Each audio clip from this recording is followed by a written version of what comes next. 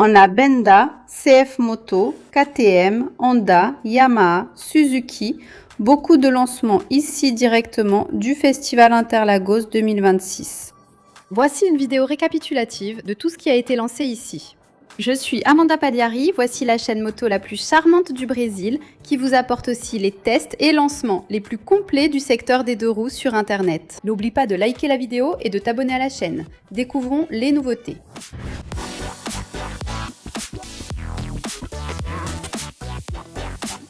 CF Moto a annoncé que la 450 NK arrivera au Brésil, mais attention, ce ne sera pas en 2026. Ils ont annoncé pour le premier semestre 2027. Nous n'avons pas encore de prix, mais il sera légèrement inférieur à celui de l'Ibex 450 qui coûte aujourd'hui 35 990 réals. À ton avis, quel sera le prix? Écris-le en commentaire. Elle utilise le même moteur bicylindre que l'Ibex 450 avec plus de 40 chevaux de puissance. Tableau de bord avec connectivité et carte affichée à l'écran avec beaucoup de technologies embarquées. Et quel est l'avenir de CF Moto? Quelles sont les motos qui arriveront encore sur notre marché? Eh bien, dans cette partie sur l'avenir, ils ont montré d'autres motos qui n'ont pas encore été annoncées, y compris la Papio, que je pense ne viendra même pas au Brésil. Mais c'est sympa de montrer au public les possibilités de la gamme CF Moto, y compris les modèles électriques. Et toi, quel modèle de CF Moto aimerais-tu voir dans notre pays? Dis-le dans les commentaires ci-dessous. Maintenant, passons à la suite. Morini, ils ont présenté la Treya, c'est un modèle moyen, ou 350 Sport, comme vous voulez l'appeler. Un lancement tout frais, elle vient juste de sortir là-bas, et la moto s'est arrêtée. Déjà présentée au Brésil, aucune date ni prix n'est fixée, mais elle devrait arriver bientôt. Elle est équipée d'un moteur V2 de 350 cm3 avec plus de 30 chevaux de puissance maximale et beaucoup de technologies embarquées. Je vais essayer. En fait, son prix a bien été révélé au lancement. Lancée en deux versions, la version d'entrée à 35 990 affiche un prix très compétitif, tandis que la version haut de gamme est à 37 190 RS. Et à l'arrière, c'est différent. Siège chauffant, et aussi poignée chauffante, en plus des protège-mains. Elle est équipée d'un moteur bicylindre de 449 cm3 qui développe plus de 44 chevaux de puissance maximale, un réservoir de 18,7 litres, des roues à rayons, une jante de 21 pouces à l'avant, une suspension inversée Kayaba et bien plus encore. Et ici, sur le stand de Suzuki, deux nouveautés. La première est la Hayabusa édition spéciale 2027, dans cette couleur bleue, elle est incroyable. Et qu'en as-tu pensé? Écris-le ici en bas. Et bien sûr, la petite plaque, n'est-ce pas, le certificat de cette édition spéciale. La deuxième nouveauté est ici, la GSX 8T, la moto rétro, n'est-ce pas? Avec ce style rétro très joli, l'esprit café racer, je suis sûre qu'il y a un public passionné. Ce modèle dynamique, qui a remporté un prix de design, est équipé d'un moteur bicylindre en ligne de 776 cm3 avec plus de 80 chevaux, le même que l'on retrouve sur d'autres modèles de la marque comme la 8S et la 8R. Les prix n'ont pas encore été révélés, cependant, elles arriveront en novembre et décembre 2026. N'oubliez pas que vous pouvez déjà participer à la prévente de la nouvelle Suzuki. Ils offrent le meilleur service de Sao Paulo. Ils sont leaders dans la vente de Zontes et de plusieurs motos du groupe JTZ, y compris Suzuki. Alors, ne perds pas de temps pour réserver ta Hayabusa ou la 8T. Contacte-les déjà sur WhatsApp, le lien est dans la description, ou pointe ton téléphone vers le QR code qui s'affiche à l'écran. Pour être parmi les premiers au Brésil à recevoir les motos, Dafra, oui, a apporté 3 scooters pour tester le marché brésilien. Il n'y a pas encore de confirmation, en commençant par TTLBT.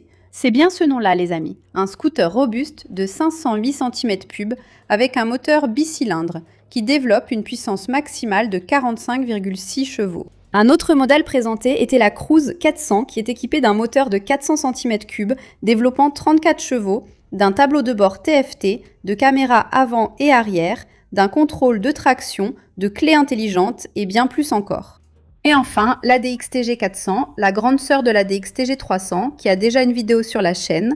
Le lien est dans la description et dans la fiche. La marque chinoise Benda a été officiellement annoncée au Brésil. Elle sera importée par Dafra. Et ils en ont profité pour présenter plusieurs modèles sur le stand et tester l'accueil du public. Pour ensuite décider quelles motos seront officiellement lancées sur notre marché. Rappelons que les modèles n'ont pas encore été confirmés, mais elle arrivera l'année prochaine. Dis-moi quel modèle de Benda tu aimerais voir sur notre marché. Voyons aussi si le prix sera compétitif.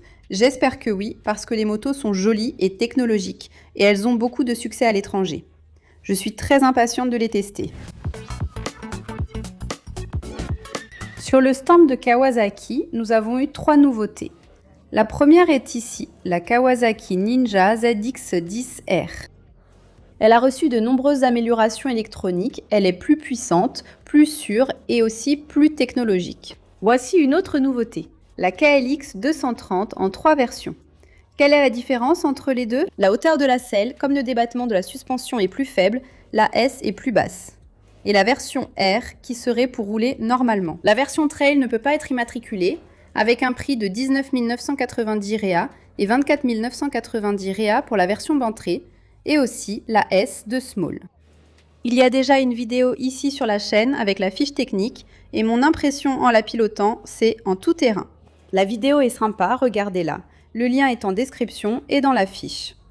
Ici, c'est du vrai tout-terrain.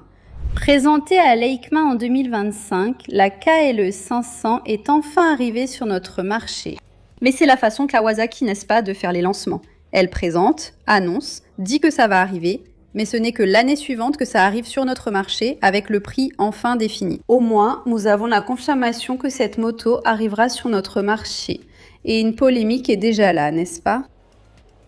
La garde au sol basse pour une moto d'aventure. Ici, la garde au sol entre la moto et le sol est faible, donc cela peut poser problème si vous devez passer sur des branches, des pierres et d'autres obstacles. C'est l'une des polémiques, mais c'est une moto très appréciée.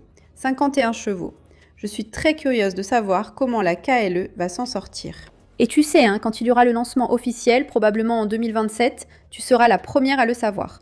Alors abonne-toi déjà à la chaîne pour ne pas rater cette vidéo. Et regarde ça, Amandinia ici, encore une fois affichée au Festival Interlagos. Je me demande toujours quelle photo le staff va choisir. Cette fois, c'est Amandinia en train de rire. Merci à tous ceux qui m'ont arrêté pendant l'événement, pris une photo ou dit aimer ma chaîne et suivre mon travail. C'est toujours un plaisir de vous entendre. Donc si tu me vois me promener quelque part lors d'un événement, n'hésite pas à venir me parler, ça me fait plaisir. Yamaha a lancé 2 motos. La première est ici, la Tracer 7. Le moteur est le même CP2 que celui de la MT-07 et elle dispose de 73,4 chevaux de puissance maximale ainsi que de beaucoup de technologies embarquées. Suspension inversée, carte Garmin affichée à l'écran, connectivité avec le téléphone portable. En gros, c'est une MT-07 mais avec une position de conduite plus confortable. Où est la MT-09? Où est la Tracer 9? Nous n'avons encore rien. Et regarde, c'est super! Les accessoires qui vont équiper ici la Tracer 7 viennent de Scam. Le protège-carronnage ici, regarde, même avec le petit support ici que tu peux déplier pour te reposer. La bulle, tu peux voir ici le nom Scam, déjà personnalisé avec la Tracer. Bulle haute, ça aide beaucoup. En plus des nouveautés ici, avec le S25 vraiment sympa, tu peux l'acheter chez le concessionnaire. Avec ce kit ici, tu peux aller plus loin. Et le prix? La Tracer 7, 59 990 Real. Quant au deuxième lancement, il n'a pas encore de prix défini. Elle sera lancée officiellement un peu plus tard, je parle ici de la R7. Si tu ne le savais pas, ce moteur est le même, sa base en tout cas, qui sera utilisé dans la catégorie Moto 3 du MotoGP, avec divers changements de moteur. Triumph s'en va et maintenant c'est Yamaha qui arrive. C'est une moto déjà présente sur notre marché et qui sera mise en avant. C'est la plus légère de la catégorie, elle a une suspension inversée, l'ABS à l'arrière que tu peux désactiver, la connectivité et bien plus encore. Et elle sera disponible en 2 couleurs, bleu Racing Blue de Yamaha et noir. Et cette version-ci, commémorative de Yamaha, d'ailleurs, nous avons les 3, n'est-ce pas? R15, R3 et maintenant la R7 édition commémorative des 70 ans. Je trouve ça incroyable. Ce qui est sympa, c'est qu'on ne distingue même pas laquelle est laquelle de face. C'est noté ici, R3 et R7. Et une nouveauté, regardez, la R1 est ici, mais Yamaha ne la vendra que sur commande. Donc si vous êtes passionné par la R1, vous pouvez maintenant contacter la concession et réserver la vôtre. Et en parlant de réservation, si vous voulez acheter les nouveautés, vous pouvez déjà vous inscrire sur la liste de prévente de la R7, de la R3, de la Tracer, réserver la vôtre ou même la R1 ou toute autre moto Yamaha. Contactez Nakar dès maintenant. Ils offrent le meilleur service, reprennent votre moto d'occasion et concluent vite l'affaire. Précisez que vous l'avez vu sur la chaîne Motoplay. Il suffit de cliquer sur le lien dans la description de cette vidéo ou de pointer la caméra de votre téléphone vers le QR code qui s'affiche à l'écran. Si cela ne fonctionne pas, il vous suffit d'appeler le numéro WhatsApp sur votre téléphone et voilà, vous pouvez négocier par téléphone et bien sûr ensuite profiter de votre nouvelle acquisition. Allons voir le prochain lancement. La Dominar 250 a été mise à jour, elle a bénéficié d'une mise à niveau, un nouveau tableau de bord avec connectivité, navigation virage par virage, mode de conduite, contrôle de traction. Et ce qui est sympa, c'est qu'il y a ici une prise USB. Et le prix est de 23 800 réals. Ce qui est bien, c'est que dans la concession Bajaj, vous ne payez rien de plus, donc le transport est déjà inclus pour que vous puissiez acheter. Il suffit de cliquer sur le lien dans la description ou de pointer votre téléphone vers le QR code qui s'affiche à l'écran. Ou bien sûr de suivre le groupe Carrera Bajaj sur les réseaux sociaux. Des magasins à São Paulo, Osasco et aussi à Brasilia pour que vous puissiez acheter non seulement votre Dominar 250, mais aussi d'autres modèles de la marque. De plus, le PDG de Bajaj au Brésil, Valdir Ferreira, a déclaré que d'autres modèles arriveront à l'avenir, y compris la très attendue Trail. Il l'a déjà essayé en Inde. J'ai piloté la moto la semaine dernière. Le produit est vraiment sympa, les spécifications sont vraiment sympas, je ne vais pas rester sur la touche. Mais pour le client qui envisage une Bajaj Trail, vous aurez un super cadeau de Noël, même en 2026 avec ce produit. Enfin, on s'en rapproche. Plus que jamais, le Dominar 400 dans les prochains jours, vous aurez déjà des informations à son sujet à propos du client. Et la 125 aussi, on travaille pour la ramener le plus vite possible. Et bien sûr, on a beaucoup utilisé vos retours qu'on a déjà transmis à la Colombie pour ramener ça et on pense vraiment que le marché va très bien l'accepter. Ce n'est qu'une question de temps avant une nouveauté.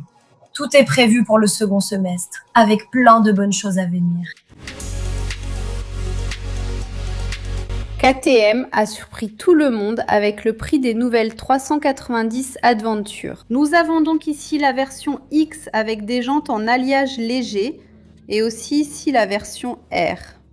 Et les prix, 33 990 Rp pour la version plus orientée route et 37 990 Rp pour la version tout-terrain. Une vidéo détaillée présente ces lancements, la fiche technique et leurs différences.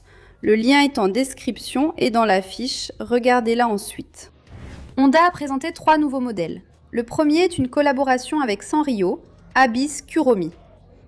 C'est l'Abyss 125 EX que vous connaissez déjà, mais avec un graphisme Kuromi et un prix conseillé de 990. La CB300F a été mise à jour.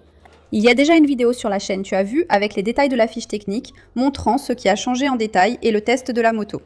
Je suis en train de tester en avant-première, le lien est dans la description et sur la fiche.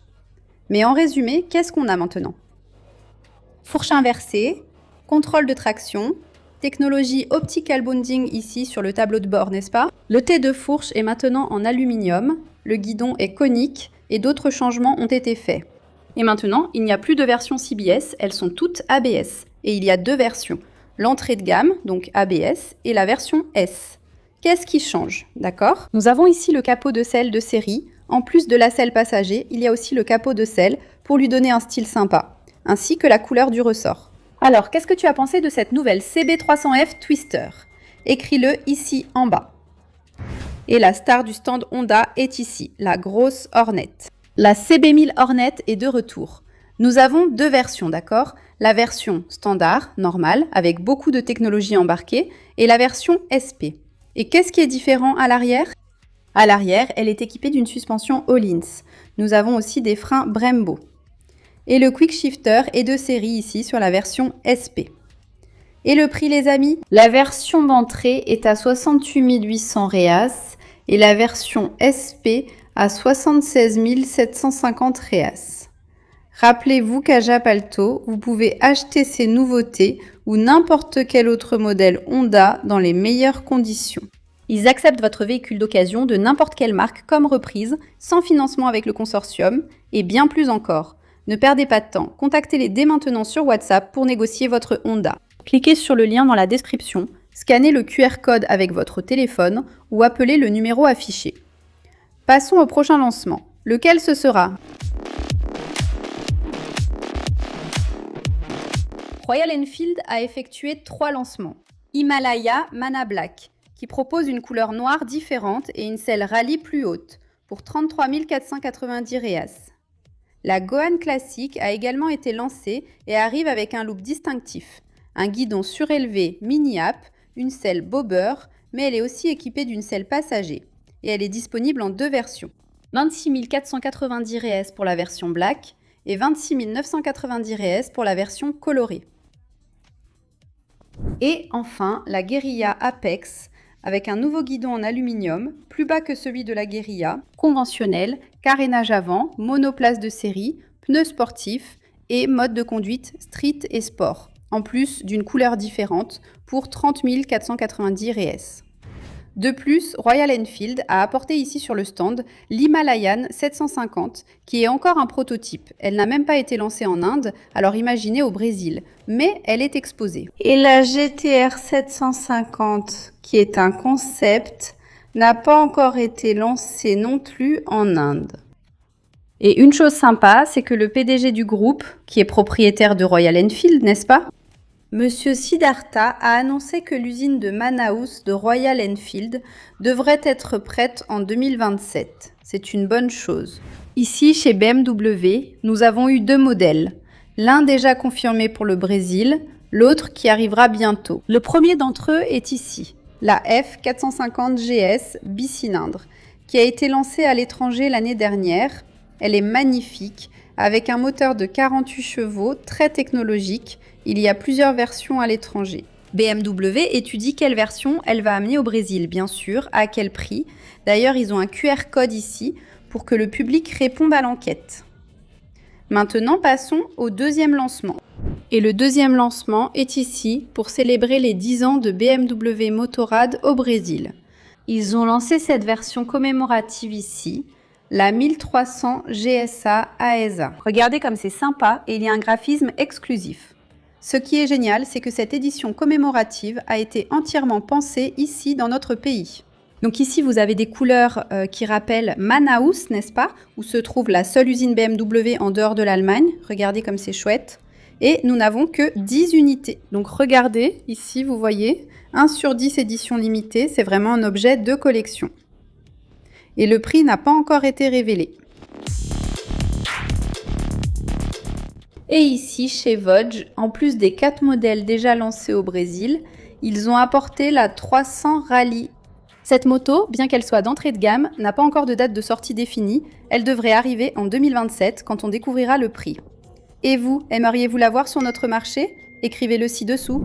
Dis-moi, quel lancement du Festival Interlagos 2026 tu as préféré? D'accord, beaucoup de modèles arriveront effectivement en 2027 ou au dernier trimestre de 2026. Mais je veux savoir lequel tu as le plus hâte de tester. Je t'avoue que Benda est très attendu. Et d'ailleurs, ce n'est pas Benda, c'est Benda, n'est-ce pas? J'ai appris ça auprès de la marque. Je suis très impatiente de tester les modèles. Nouvelle marque et aussi la BMW F450 GS. Je suis très impatiente. Et je veux aussi voir cette compétition de trail de moyenne cylindrée dans la fourchette de 33 à 37-38 000 Reais. Ça va être une belle compétition. Et bien sûr, les gagnants, c'est toujours nous, les motards consommateurs.